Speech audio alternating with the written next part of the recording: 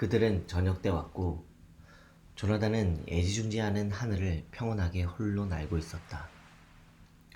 그의 날개 옆에 나타난 두 갈매기는 별빛처럼 순수했고 높은 밤하늘에 은은하고 정겨운 빛을 내뿜었다. 하지만 무엇보다 멋진 것은 그들의 비행 기술이었다. 그들은 날개 끝을 정확히 움직이면서 계속 조나단에게 바짝 붙어서 날았다. 조나단은 한마디도 말하지 않고 그들을 시험했다. 어떤 갈매기도 시험에 통과한 적이 없었다. 그는 날개를 비틀어 시속 1.6km의 속도로 정지하다시피 천천히 날았다. 빛나는 새 두 마리는 조나단과 함께 속도를 늦추고 편대를 유지했다. 그들은 천천히 나는 것에 대해 알고 있었다. 조나단이 날개를 접고 횡전해서 시속 305km로 급강하였다. 그들도 조나단을 따라 흐트러지지 않고 강하였다. 마침내 조나단은 속도를 그대로 올리면서 길게 수직으로 완회전했다. 그들도 미소 지으면서 함께 횡전했다. 조나단은 수평 비행으로 되돌아갔고 잠시 가만히 있다가 입을 열었다. 아주 잘하는군. 당신들은 누굽니까? 그대의 부족에서 왔소, 조나단. 우리는 그대의 형제들이오. 강인하고 차분한 말투였다. 그가 다시 말했다. 그대를 더 높이 데려가려고 왔소. 그대를 집으로 데려가려고. 나는 집이 없습니다. 나는 부족도 없어요. 나는 추방자입니다. 그리고 지금 우리는 큰 산 바람의 꼭대기를 날고 있습니다. 몇백 미터 위로는 이 늙은 몸뚱이를 끌어올릴 수가 없지요. 하지만 그대는 할 수 있어, 조나단. 그대는 수행했으니까. 하나의 단계가 마무리되고 다른 단계가 시작될 때가 온 거예요.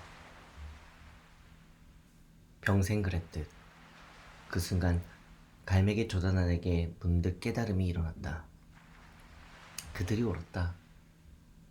그는 더 높이 날 수 있었고 이제 집으로 갈 때였다. 조나단은 마지막으로 하늘을 오래오래 둘러보았다. 그렇게도 많은 것을 배웠던 광활하게 펼쳐진 은빛 대지. 준비됐습니다. 마침내 그가 말했다. 그리고 갈매기 조나단 리빙스턴은 별빛처럼 환한 두 갈매기와 함께 날아올라 칠흑같이 어두운 밤속으로 사라졌다. 그러니까 이게 천국이군. 그는 속으로 중얼대다가 빙그레 웃지 않을 수가 없었다. 천국의 나라든 바로 그 순간 시시콜콜 살피기나 하다니 점잖은 행동이 아니었다. 이제 그는 지상을 벗어나 구름 무리 위를 지나 빛나는 두 갈매기와 가까이 편대를 이루어 날았다. 그러면서 자신의 몸이 두 갈매기처럼 점점 환해지는 것을 보았다. 그렇다. 젊은 갈매기 조나단이 거기 있었다. 그의 황금빛 눈 뒤에 늘 살고 있었지만 외모만 바뀐 조나단이 거기 있었다.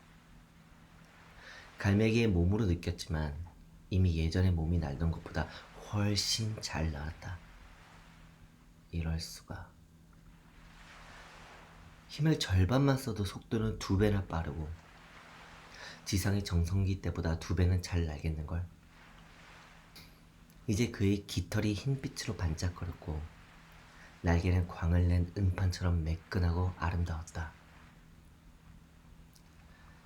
그는 기분 좋게 날개에 대해 익히기 시작하며 새 날개에 힘을 넣었다. 시속 400km에서 조나단은 수평비행 최고 속도에 근접하고 있다고 느꼈다. 440km에서는 가능한 최대 속도로 날고 있다는 생각이 들면서 은근히 실망스러웠다. 새 몸이 능력을 발휘하는 데는 한계가 있었고 예전 수평 비행 기록보다 훨씬 빠른 듯 했지만 그래도 한계는 있어서 극복하려면 많은 노력이 필요할 터였다. 그는 천국에는 한계가 없는 줄 알았지 라고 생각했다. 구름이 갈라지자 그를 안내하던 갈매기들이 말했다. 멋진 여행을 해요, 조나단. 그러더니 그들은 창궁으로 사라졌다. 조나단은 바다 위를 날아 들쑥날쑥한 해안선으로 향했다. 얼마 안 되는 갈매기들이 절벽 위에서 상승기류를 타고 날고 있었다. 멀리 북쪽으로 수평선 위에서 다른 갈매기 몇 마리가 날아다녔다. 새로운 풍경을 보자 새로운 생각과 새로운 궁금증이 생겼다. 왜 갈매기가 이렇게 없을까? 천국이라면 갈매기로 북적대야 하는데 또 갑자기 왜 이렇게 난 피곤하지? 천국에서는 갈매기들이 고단하거나 잠을 안 잘 텐데 어디서 그런 말을 들었더라? 지상에서 살았던 기억이 점점 빠져나가고 있었다. 물론 지상은 그가 참 많은 것을 배운 곳이지만 소소한 부분들이 흐릿했다. 먹이를 구하려고 싸우고 추방된 자가 한 일에 대한 부분들이 희미해졌다. 해안가의 갈매기 10댓마리가 그를 마중 나왔지만 아무도 한마디도 하지 않았다. 조나단은 그저 환영받는 기분과 여기가 집이라는 느낌만 들었다. 그에게는 엄청난 하루여서 이날 새벽이 기억이 나지 않는다. 조나단은 해변에 착륙하려고 몸을 돌려 지면 바로 위에서 날개짓을 멈추고 가볍게 모래사장으로 내렸다. 다른 갈매기들도 착륙했지만 어느 누구도 깃털 하나 펄럭이지 않았다. 그들은 빛나는 날개를 쭉 뻗고 바람을 타다가 깃털의 각도를 바꿔 발이 지면에 닿는 순간 멈추었다. 멋진 제어력이었지만 이제 조나단은 너무 고단해서 시도해 볼 수가 없었다. 여전히 한마디도 듣지 못한 채 그는 그곳 모래밭에서 서서 잠들었다. 하루하루 지나면서 조나단은 떠나온 생과 다름없이 이곳에서도 비행에 대해 배울 게 많다는 걸 알았다. 하지만 차이가 있었다. 이곳의 갈매기들은 조나단처럼 생각했다. 각자에게 삶에서 가장 중요한 것은 자신이 가장 하고 싶은 일에 노력해서 완벽에 도달하는 것이었다. 그리고 가장 하고 싶은 일은 바로 비행이었다. 그들은 하나같이 위풍당당한 새였고 매일 몇 시간이고 비행하고 어려운 기술들을 시도하며 보냈다. 오랫동안 조나단은 떠나온 세상을 잊고 살았다. 그곳에서는 갈매기들이 비행하는 환희를 외면하고 살았다. 날개는 먹이를 찾고 먹이 때문에 싸우는 수단으로 사용했다. 하지만 이따금 순간적으로 기억이 떠올랐다. 어느 날 아침 스승과 나갔을 때도 기억이 났다. 그들이 날개를 접은 급 횡전을 익힌 후 해안에서 쉬고 있을 때였다. 모두 어디 있습니까, 설리버? 왜 여기 갈매기들은 더 없습니까? 제가 떠나온 곳에서는 조나단이 소리를 내지 않고 물었다. 이제 그는 갈매기들이 끽끽 꽥꽥 소리 쓰는 대신 느긋한 텔레파시가 아주 편했다. 수천 마리의 갈매기가 있었겠지. 나도 안다. 설리번은 고개를 흔들었다. 그가 말을 이었다. 내가 알 수 있는 단 한 가지 대답은 네가 100만 중에 하나인 아주 뛰어난 새라는 것이란다. 조나단, 대부분의 새들은 아주 더디게 나아왔지. 대부분 한 세상에서 거의 똑같은 다른 세상으로 오면서 이전 세상은 까맣게 잊었고 우리가 어디로 향하는지 개의치 않고 순간을 위해 살고 있지. 먹거나 싸우거나 무리 안에서 힘을 발휘하는 것 이상의 무언가가 있다는 생각을 처음 떠올리기까지 몇 생이나 살아야 하는지 아니 존? 1000번의 생, 10,000번의 생이란다. 그런 다음 100번을 더 살아야 우리는 완벽함이라는 게 있다는 걸 알기 시작하고 다시 100번을 더 살아야 그 목적이 그 완벽함을 찾고 그것을 보이기 위해서임을 터득하기 시작하지. 물론 이제 우리는 똑같은 규칙을 적용받지.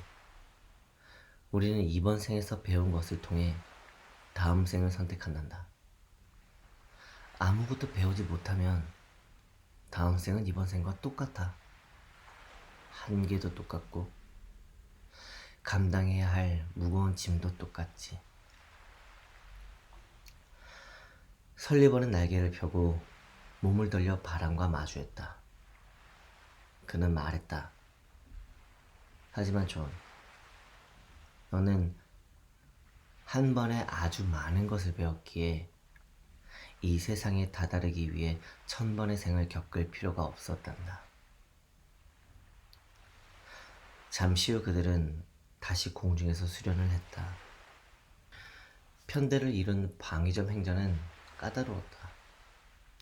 절반을 거꾸로 뒤집으면서 조나단은 거꾸로 생각을 해야 했기 때문이다.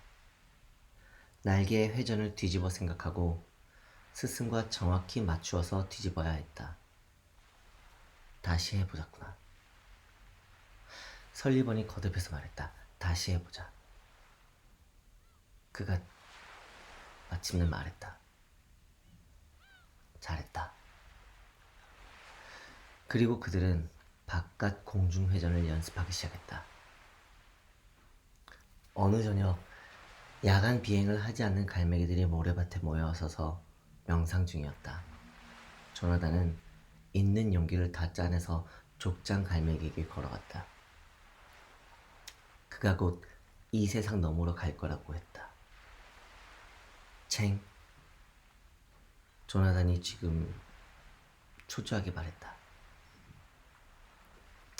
늙은 갈매기는 인자하게 그를 바라보았다. 그래, 무슨 일인가? 족장은 세월 때문에 쇠약해진 게 아니라 오히려 힘을 얻었고 물이 좀 누구보다 빨리 날 수 있었다.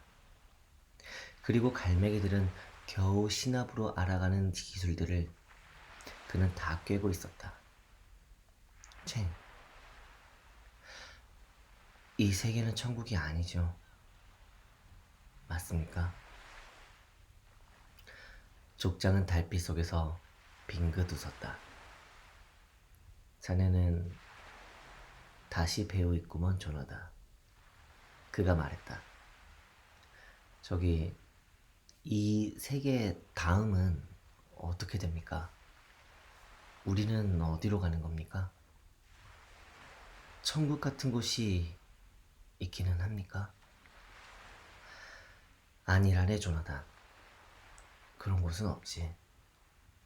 천국은 장소가 아니고 시간도 아니라네. 완벽한 것이 곧 천국이지. 족장은 한동안 침묵을 지켰다. 그가 다시 입을 열었다. 자네는 무척 빨리 나는 갈매기지. 안 그런가? 저는 속도를 즐깁니다. 조나단이 말했다. 깜짝 놀랐지만 족장이 알아봐줘서 으쓱했다. 완벽한 속도에 접하는 순간 자네는 천국에 접하기 시작할 걸세, 조나단. 그리고 그것은 시속 1000km로 나는 것도 100만 킬로미터로 나는 것도 빛의 속도로 나는 것도 아니지. 왜냐하면 그 어떤 숫자도 한계인데 완벽에는 한계가 없으니까. 완벽한 속도는 그저 그곳에 있는 것이라네. 책은 경고도 없이 사라졌다가 눈 깜빡할 사이에 15m쯤 떨어진 물가에 나타났다. 그러더니 다시 사라졌다가 똑같이 순식간에 조나단의 어깨에 서 있었다. 족장이 말했다. 재밌지. 조나단은 넋이 나갔다. 천국에 대해 묻는 것도 잃어버렸다. 어떻게 그렇게 하는 겁니까? 그렇게 하면 어떤 느낌이 듭니까? 족장께서는 얼마나 멀리 가실 수 있습니까? 족장이 대답했다. 어디든 언제든 가고 싶은 곳에 갈 수 있네. 나는 어느 곳이든 언제든 생각이 나는 대로 다녔지. 여기까지 읽으면서 가슴에 제일 다가왔던 단어는 완벽이란 단어였어요. 완벽. 제가 생각할 때는 그 조나단의 스승 설리번이 완벽을 위해서 have to something을 한다는 거였고, 그리고 그 완벽이라는 건 도달할 수 없는 그냥 거기 있는 것이라고 얘기를 했거든요. 그냥 그 완벽이 거기 있다라는 말이었어요. 무슨 말이 하고 싶은 거냐면, 우리가 삶을 살아가면서 가장 중요한 건 내가 무엇 했고 어디까지 걸어왔냐가 중요하지 않다는 거죠. 어딜 위해서 어떤 방향으로 내가 걸어가고 있느냐가 중요하다는 것 같아요. 그리고 그 어떤 방향으로 걸어가기 위해서는 정확한 나의 철학적 목표 지점이 있어야 될 것이고, 그것은 어떤 나의 꿈을 대변할 수 있는 꿈과 내 직업, 내 이름 앞에 붙는 어떤 명사적 표현이 아니라 나를 움직이게 하는 생각의 철학적 가치가 중요하고, 내가 그리는 그 철학적 가치의 끝에 상상의 모습을 완벽이라고 얘기하는 것 같습니다. 그 완벽이라는 거, 내가 정말 완벽해지느냐 아니냐는 처음부터 전혀 중요하지 않았습니다. 저는 이게 너무 재밌었습니다. 그 관점에서 보면 우리가 살아가면서 남들의 시선에 의해서 얼마큼 내가 보여지는지, 내가 가진 게 얼마인지, 내가 지금 당장 할 수 있는 게 무엇인지, 그것보다 더 중요한 건 내가 지금 움직이는 이유가 무엇인지, 나를 움직이게 하는 원동력이 무엇인지, 그리고 그 원동력의 궁극의 끝에 있는 내 머릿속의 상상, 그걸 완벽이라는 두 글자로 표현한 것 같습니다. 갈매기의 꿈, 그 다음 이야기는 다음 편에 이어서 계속 함께 하도록 하겠습니다. 감사합니다.